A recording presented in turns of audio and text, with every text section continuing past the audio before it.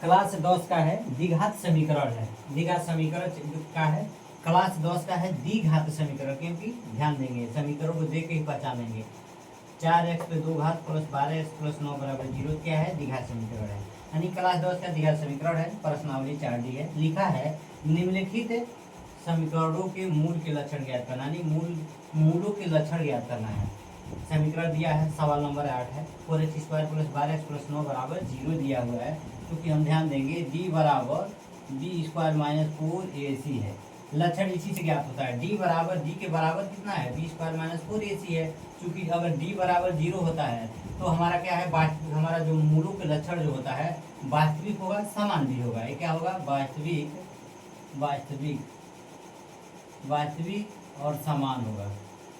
वास्तविक समान होगा और d बड़ा होगा अगर 0 से, क्या है, d बड़ा है 0 से, क्या हो जाएगा, वास्तविक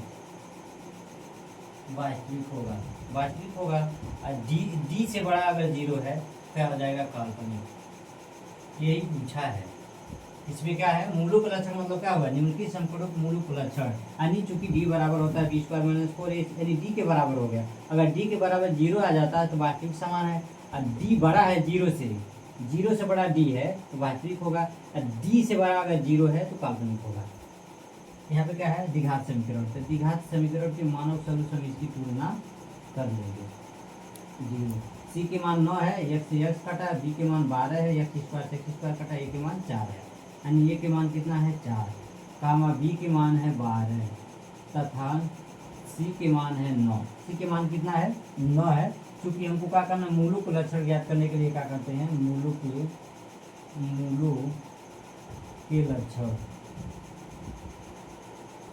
लक्षण ज्ञात करने के लिए कौन सा होता है, d बराबर b² माइनस 4ac का फॉर्मूला लगता है।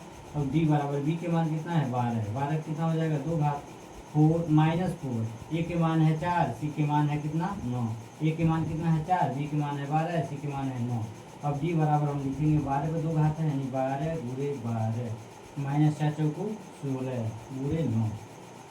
12 से 12 में गुणा होगा, 16 से 9 में, 12 बराबर कितना होता है, 144, 16 9 144।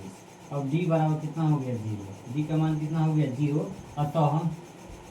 अतः समीकरण जो पूछा है, क्या पूछा है, समीकरणों के मूलों के लक्षण क्या है, लक्षण वास्तविक और समान है। वास्तविक एवं समान है। यही पूछा है। यही हमारा आंसर हो जाता है।